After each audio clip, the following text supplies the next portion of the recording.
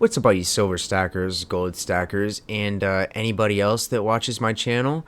I'm Surfing Silver, and lately I've been kind of just obsessed over a bunch of different things, and yeah, really just getting my eBay store up and running, and yeah, keeping my mind occupied.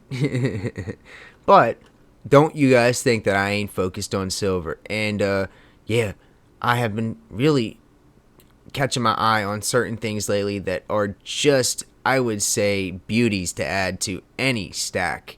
And yeah, there's a lot of comments that I've been getting recently of people saying how, silver is literally just worth its melt.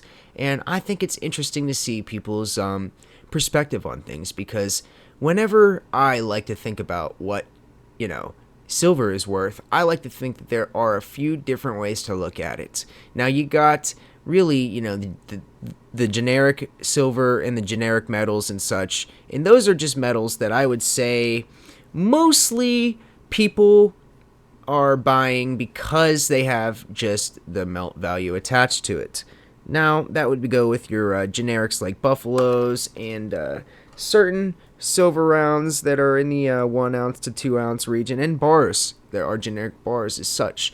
But for the most part, there are premium coins out there that I would say are just incredible. I mean, literally get in your head and can't get them out because they are so beautiful. And right here in front of our eyes, this is one of them. Right here we have a 1996 rainbow toned, pastel colored MS69 PCGS graded key date American Silver Eagle. And this might be one of the most beautiful silver eagles that I've ever seen. They are so hard. I don't think anybody really knows how hard it is to get a coin to tone.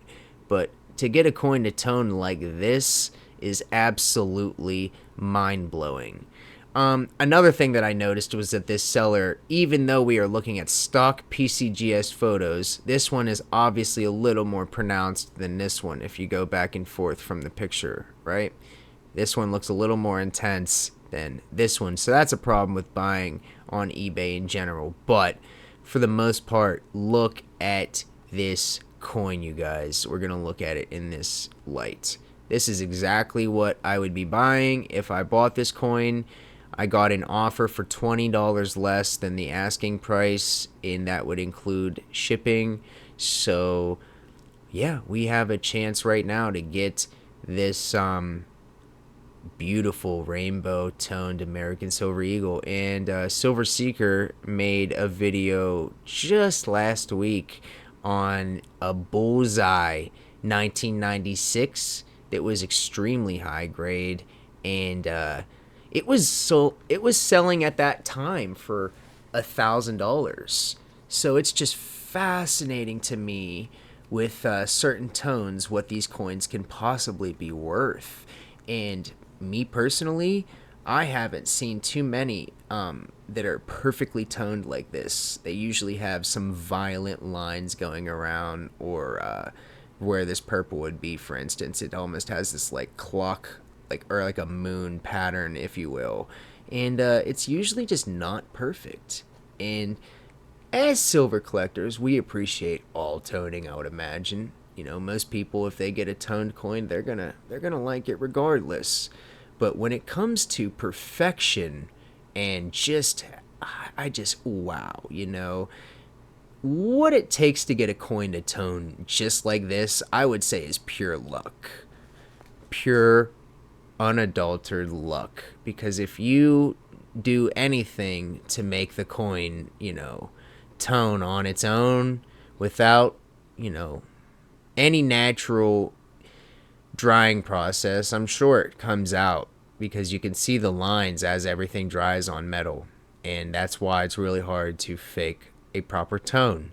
And so I would say, if you have a certain coin like this where you like the date, I love that it's a key date 96. They only made roughly a little over 1 million of these, and personally, I really like the high grade. They're hard to get in this high grade, but at the same time, with the toning, that's what makes it hard to get in this high grade. It's a whole process. And if you were to be chasing a high grade and pastel rainbow coloring, toning, you would be sending coins in for, months and months and months to PCGS at this point to get a good grade, to get the one that you want. So it's sometimes cheaper to just buy, the coin already in the holder. And yes, I have heard people say in certain cases like this, you are paying for the holder. Well, in certain cases like this, I'd say you're paying for the toning, you're paying for the key date, and you're paying for the holder.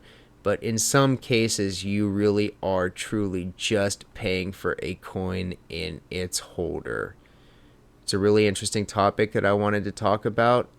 Expensive key date variety coins. I know that some people only see and buy based on the melt value at any given time, and they do not value any coin above that price. And it's fascinating to find out that there are certain people that, exist like that, because I at least acknowledge other marketplaces even if I do not use it myself. For instance, if I only bought generic and say my whole stack was just generic buffaloes and, everything that you could possibly get out of the junk bin, and that's all I bought. And I never had anything special, and I never had anything in a holder, and I never cared to. And I only saw that it was just, I thought it was a waste of money, then, it would just be, that would just be how I stacked. I don't think there would be anything wrong with that. I'd probably have a lot more silver, but at the same time, I would not be taking advantage of the leaps of prices that some of these coins can take if you just get the right one. I'm Surfing Silver. I am forever going to be pointing out the best buying practices that I could possibly pass on to anybody else. Always telling people to stay safe and sit on it for another day if you think that you are not going to need to buy it. It's one of those things. If you really want it, buy it. But at the same time, know that it will be there for another day in most cases. Really hope you have a great rest of your day, and I will see you soon.